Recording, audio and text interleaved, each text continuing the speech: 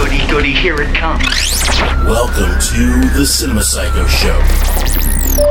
You are interested in the unknown, the mysterious, the unexplainable. That is why you are here. Oh my God, don't stop now! With your hosts, Brian, John, and Elaine. Welcome to the Cinema Psycho Show, the madhouse for film freaks and film fans of all types. I'm your host, Brian Connington, obviously not joined by John and Elaine. It's just me. We're doing a little bit of a Facebook Live thing to kind of serve as kind of a mini episode for you guys since we are off this week. So, first up, I want to remind you guys about episode 108. That's our episode on Ant-Man and the Wasp. And if you're hearing that right now, that's my cat, Selena, who's running around because I've had to close the doors here. But episode 108 is out. That's the episode that's going to be out for this week as well. And that is our Ant-Man and Wasp episode.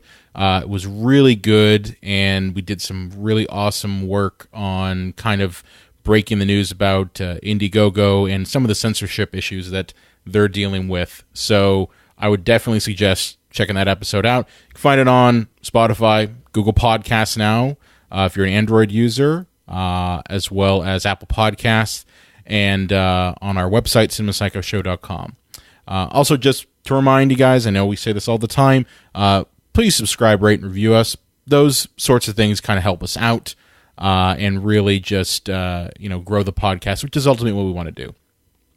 So that's what's going on now. But what's coming out on Sunday is really cool. And this one was on episode 109. It's on Strong Women in Film. It's going to come out on Sunday, and it was really in-depth looking at kind of how Hollywood tends to treat women in film, some of the different tropes, and some of the ways that maybe as filmmakers we could sort of, end some of those tropes. Lane especially really took that episode and really ran with it. So definitely look forward to that if you are into that sort of thing.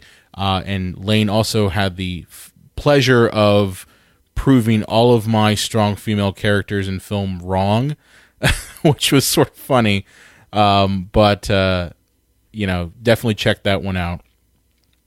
And moving right along, I have two reviews. So since I've been on paternity leave with my baby, I've had some time to watch some movies that I haven't had a chance to watch. And I picked two, really. And one was really just this pretty awful. I mean, they were both awful. Let's just be honest here. But first one I didn't think was going to be awful because I was a fan of the first series. So these two movies are basically examples of why sometimes it's not good to make a sequel. So the first one is Pacific Rim Uprising. I loved the first film. I'm a big fan of Guillermo del Toro to begin with, and I thought that his take on the giant robot and giant monster kind of film was smart for its time. It was irreverent, it was fun, but it also had moments where it took itself seriously. And I mean, that's kind of the good thing about a monster movie like that is that, there are moments of tension. Now, you contrast that with Pacific Rim Uprising, which ultimately, it's the same plot. Like, I'm not even kidding you guys. It's the exact same plot. The only difference now is that they've taken the characters that maybe you loved. So, like, the main character from the first one, he's not even in it. And then they kill Mako Mori within the first, 15 minutes. And you're left with these new characters that ultimately are kind of shells of the original characters that you wish were there. And it also, at the same time, it corrupts characters that maybe you loved. Like, I love, Charlie Kelly from It's Always Sunny in Philadelphia, and they corrupted him. I'm not going to give it all away, but ultimately his character is completely ridiculous, almost to the level of like Jared Leto in Suicide Squad. But I mean, that's kind of it. It's rehashing a lot of the same stuff. I will say some pros. The movie, just like the first one, doesn't take itself too seriously, which, I mean, come on. We're talking about giant robots and monsters here, so how serious can you take it? Along with that, I'm a fan of Stephen S. DeKnight, who took over for Guillermo del Toro. I love the Spartacus series that was on Starz a couple years ago. But let me tell you something. You can definitely tell that you're missing that element from this.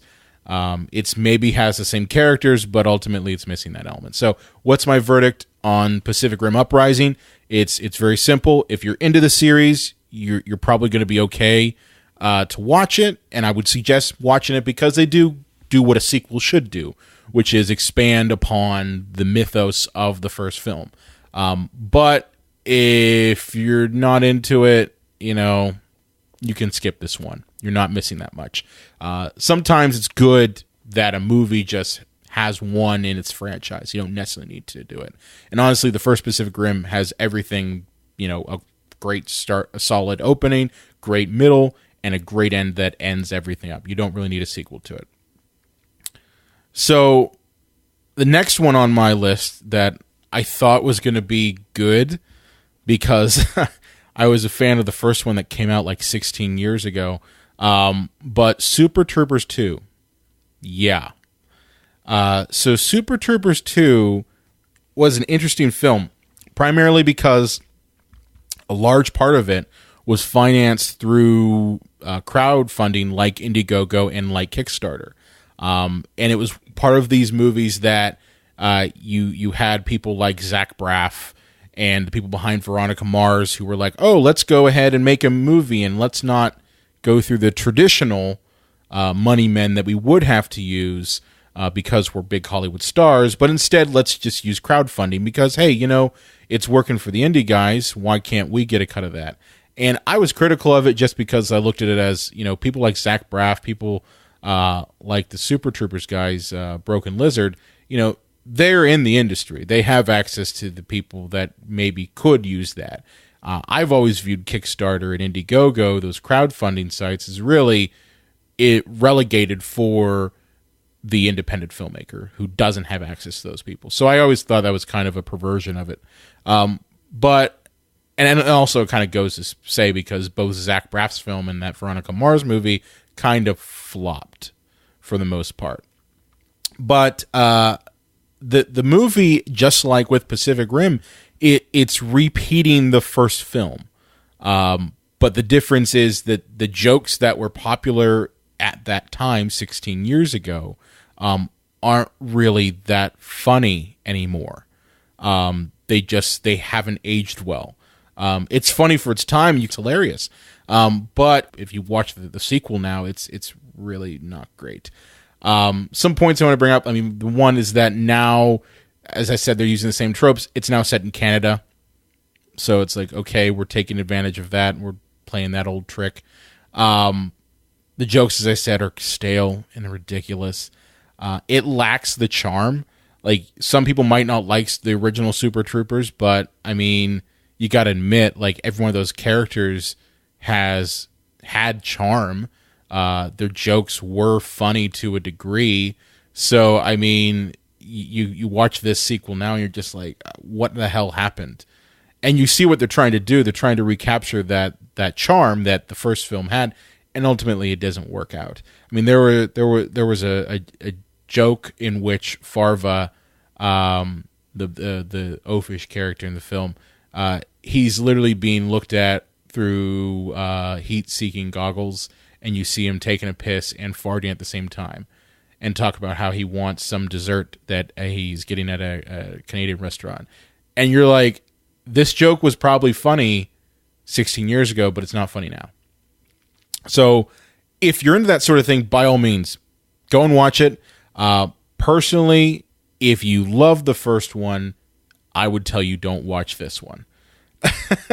It's really just because I think that it would kind of destroy some of that memory and some of that affection that you might have for the first one. So I would definitely say steer clear of it. You're not really missing much. They don't really add anything to the mythos. That's why I kind of say it's a little bit different from Pacific Rim 2, in that there's some expansion, but this one, there really isn't. It's the same thing. So that's kind of my 2 reviews. As I said, episode 109 is going to be on Strong Women in Film. That comes out on Sunday, so definitely look forward to that. And also give us feedback. Do you like these Facebook Live things? If so, let us know. We'll do more of them. But with that said, be sure to like us on Facebook, Twitter, Instagram, Google+, at Psycho Show. You can also find us on the Epicast Network at epicastnetwork.com. If you have a favorite movie or question you want to throw away, you can contact us at cinemapsychoshow.com. Make sure to subscribe to us on Apple Podcasts and iTunes and catch a new episode available every Sunday. Epicast.